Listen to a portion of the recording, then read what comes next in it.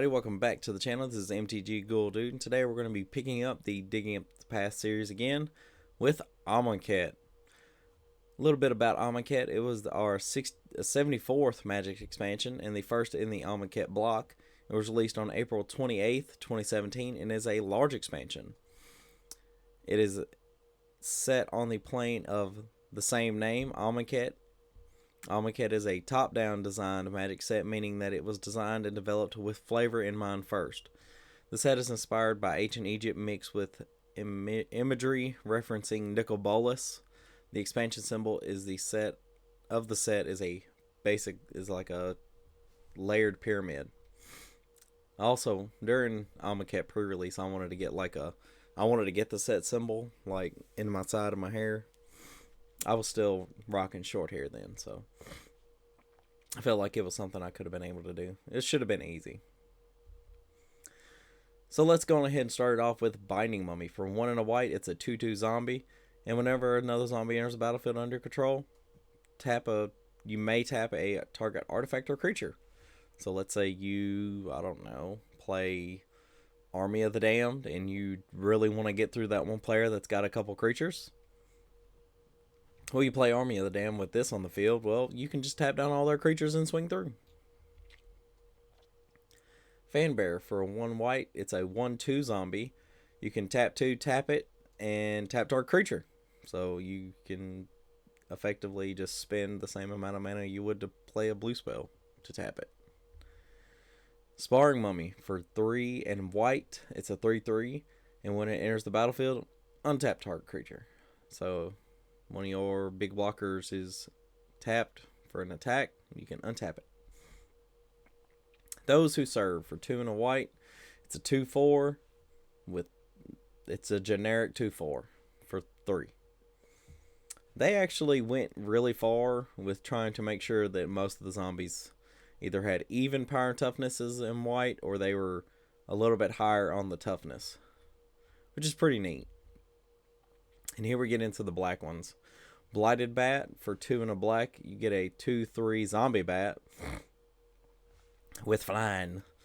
And for 1, it gains haste until on a turn. So if you wanted to pay 4 mana, you could give it haste. It's alright, I guess. Cursed Minotaur. And I was a little short story before we get into this card. I was actually at the shop not too long ago of Brian Canada, Mr. Cure for the Common Game. Look him up on YouTube. He's trying to build every commander deck. He's going to take every legendary creature and make a commander deck out of it that he can. And for some reason, he always wanted to say it a different way, just to make it just excruciatingly painful to play the game. He would say like Minotaur or Minotaur, something like that. But anyways, I digress. For 2 and a black, you get a 3/2 zombie Minotaur with Menace. So this is actually pretty good for the value.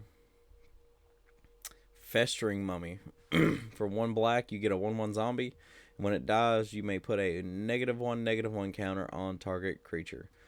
So it's kind of like Festering Goblin or Festering Zombie.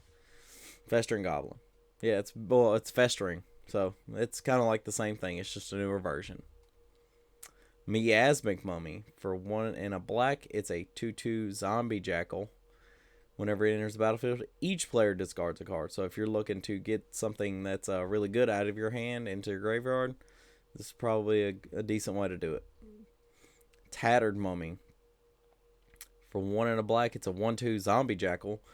And when it dies, each opponent loses 2 life. Now, you don't gain that life, but it is a 2-drop, so you can only hope for so much. Desiccated Naga. For 2 and a black, it's a 3/2 zombie Naga. And it has the ability for 3 and a black, target opponent loses 2 life and you gain 2 life. Activate this ability only if you control a Liliana Planeswalker.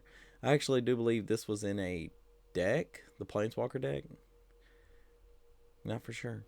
Gravedigger. I think this is actually one of my favorite arts for Gravedigger, because I like that you can actually visibly see him pulling the next body with him, pulling him out.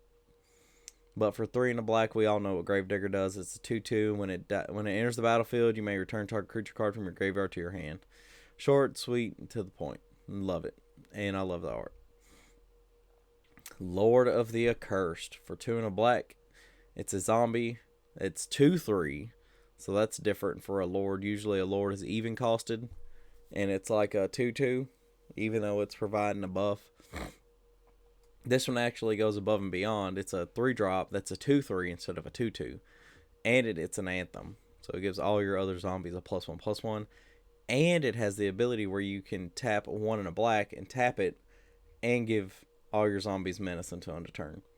So if you don't already have one of the cards from the last videos, the Graph Harvest, you can give it to your zombies. You can give menace to your zombies with the Lure of the Accursed. Dread Wanderer. For 1 black, it's a 2/1 zombie jackal. It enters the battlefield tapped, but you can tap 2 generic and a black and return it from your graveyard to the battlefield. But you can only activate it anytime you cast sorcery and only if you have 1 or fewer cards in hand. This was one of the things of the black in this set. You had all the gods and they had their own restrictions. Well, this was one of those that lived outside of the Hekima. I think that was what it was called, the Hekima. And they had basically their own rules. Every zombie from outside acted different because they were older zombies or they were zombies of a different type. And I'm glad they actually branched out and started doing different stuff for reanimation for during this time period. Plague Belcher, and a plague among the modern formats once it finally got to hit. For 2 and a black, it's a 5/4 zombie beast with menace, but when it enters the battlefield, you do have to put 2 -1/-1 counters on target creature you control. Whenever another zombie you control dies, each opponent loses 1 life. This is one of those like pain anthems. It's kind of like the Bastion of Remembrance and stuff like that. Effects or Blood Artist effects, there we go. Except this doesn't gain you life. This is just like every opponent loses life. This is really good. I'm thinking of actually trying to make sure get the new modern list up and going, and this will be a part of it. Wayward Servant. For 1 black and 1 white, it's a zombie 2/2, and whenever another zombie enters the battlefield under your control, each opponent loses 1 life and you gain 1 life. This is a hell of a good card. It's a Blood Artist type effect for Blood Artist type of mana. Except for the power toughness, you can actually swing with this if you get it big enough. And then we get into our zombie affiliate cards. So to start it off, we're going to be talking about Embalmer's Tools. For 2 generic mana, it's an artifact. Activated abilities of creature cards in your graveyard cost 1 less to activate. Tap and untap zombie you control. Target player puts the top card of his or her library into their graveyard. Excuse me. So, I was in a phase a long time ago where I thought Infinite was infinite when it come to like Commander. Infinite was, you want to do something as fast as you can, or you want to make it as flashy and cool as you can. And to me, that was like using multiple cards in a combo. So when I seen this card, I was like, do you know what we can do with this? We can take it and like use it to make zombies, and like when they come in, you can tap them and sacrifice them, and you can make everybody mill their libraries out, and it'd be great. It's still a good card. I mean, I'm not gonna lie, it's still a good card, but has seen the test of time whittle it away for me and I mean, it does make stuff cheaper and to come from the graveyard, but I mean, the effect is pretty good if that's what you're going for. I still love this card. I still love the fact that I did myself come up with that, and I still do want to do it. Put it in a deck every now and then. Catcher's Name. For 1 and a white, it's an instant.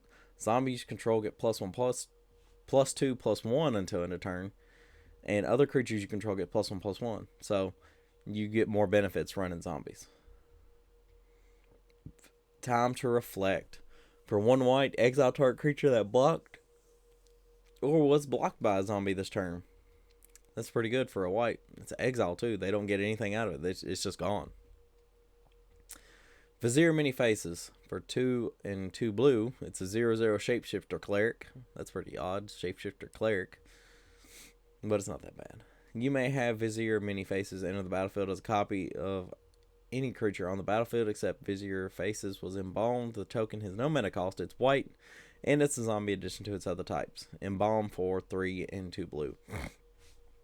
That's the only reason why some of these are on here, because they do have the embalm mechanic, or they do have abilities to be zombies. Doomed Dissenter. For 1 and a black, it's a 1/1 human, and when it dies, create a 2/2 zombie creature token. Plain simple. When it dies, you make a dude. Liliana's Death's Majesty. For 3 and 2 black, it's a 5 loyalty planeswalker Liliana. Her +1 is create a 2/2 black zombie creature token. Put 2 cards of your library into your graveyard. Her -3 is return target creature card from your graveyard to the battlefield if that creature is a black zombie in addition to its other colors and types. And the -7 is the most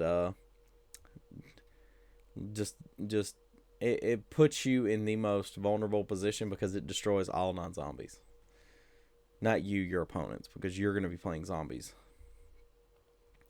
Liliana's Mastery. For 3 and 2 black, it's an enchantment. Zombies you control get +1/+1. And Liliana's Mastery enters the battlefield. Create 2/2 black zombie creature tokens. So for 6 mana, for 5 mana, you're getting 6 power. If you ask me, that's actually pretty good, especially if you have a board state beforehand. Never to Return. These are one of those aftermath, flip side, upside down sorceries and instants. I kind of like playing with them. I kind of didn't. I mean, it was here or there. It was hit or miss with these. But Never for 1 and 2 black is just a murder. Destroy target creature or planeswalker. But it's not instant speed. You have to do it on your turn. And its aftermath is Return. For 3 and a black, you can exile target card from a graveyard. Create a 2/2 black zombie creature token.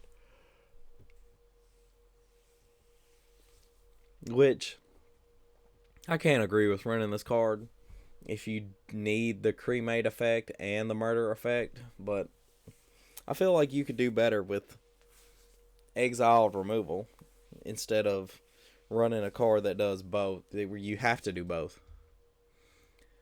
Stir the Sands. For 4 and 2 black, you create 3 2/2 black zombie creature tokens. Which, in all fairness, this is a rated valued card. It's pretty solid all the way across, because you get 6 power for 6 mana. It's pretty good if you ask me. And it has cycling for 3 and a black, and when you cycle it, you can create a 2/2 black zombie creature token. Now that cost right there, I don't agree with. But what do I know? I don't design cards. Cradle of the Accursed. It's a land desert, which became more of a necessity later on. It taps for a colorless, and you can tap 3 and tap it, and sacrifice Cradle of the Curse. Create a 2/2 zombie creature token. Activate this ability only time you can cast a sorcery. Sorcery speed, make a dude. For 3 mana. I mean, that's not bad. It's not as bad. But you do lose a land. But anyway, that'll be it for today. I really appreciate you guys. All the likes, the comments, subscribes. If you're not subscribed, please do consider subscribing. It helps with YouTube's algorithms. But I appreciate all of you who watch to the end, all of you that watch the videos in general. Give me a little bit of time out of your day to spend time watching these videos. And I hope I help somebody learn something today. Whether it's something small, or whether you learned about a new thing, or you realized you had missed these in deck building. Even though we have a huge multitude of different resources you could use for deck building. But But that's going to be it for today, guys. I really appreciate y'all. I can't say it enough. And I will see you guys next time in the graveyard.